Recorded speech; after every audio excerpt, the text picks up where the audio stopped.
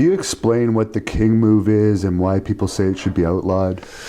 Ooh, that is a really... How much time we got? As much as you... Well, you don't have to go into great detail. It's a big subject. King's move is probably one of the most controversial things when looking forward in arm wrestling. Like, I think that a lot of people are really wondering what to do with it. King's move is a special kind of arm wrestling. Anybody can do the King's move. Anybody. It's just a style of arm wrestling. Basically, there's lots of ways to fight, like arm wrestling is a martial art, right? And there's a lot of techniques. The King's move is a form of top roll, which is an outside technique that attacks the fingers, makes your wrist bend back. And it's done like without shoulder commitment. So it's really defensive. And a lot of people start to, not like that right away. But the next problem with it is it's a strap-based move. So you basically have to use a strap to do this move correctly, which takes it another step into hatred for a lot of people. And then the next problem with it is that it's done really well by people with physical limitations. Okay, so like how boxers, how wrestlers got the cauliflower ear, and like you see that dude and you're like, oh, I don't want to mess with that guy. So arm wrestlers got the wonky arm, right? Arms don't straighten, right? And this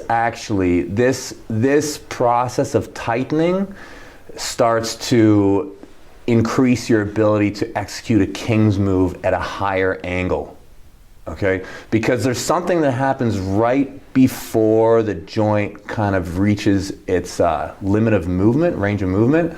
It's like somehow it protects itself more, and there's something about the breaks that happen in the musculature and everything.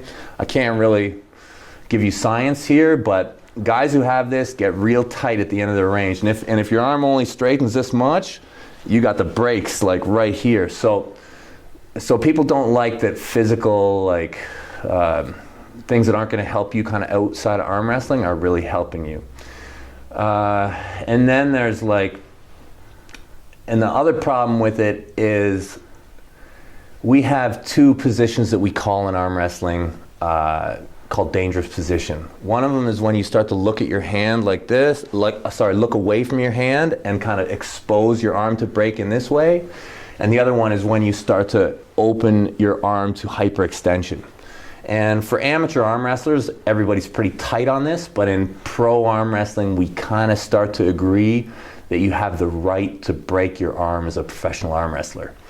So there's this weird discussion that everybody's in on the King's move. And the reason why it has the King's move name is because the people who like the move have called it this, because we feel that the highest level of arm wrestling, you're allowed to break your arm.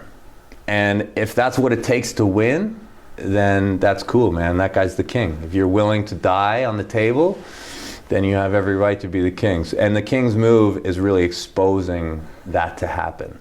So I personally, I'm a big fan of it. I'm just a big fan of all things arm wrestling, and King's move is a part of arm wrestling. The technique itself is not unbeatable. There's a clear way to beat it. It's just not the way that a lot of people want to beat it. And it's not like, a lot of moves are like any move can beat any other move.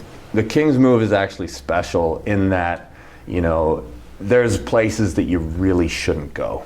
Like, there's really a path that you kind of have to take, and if you're not good at that path, well, you're kind of out of luck.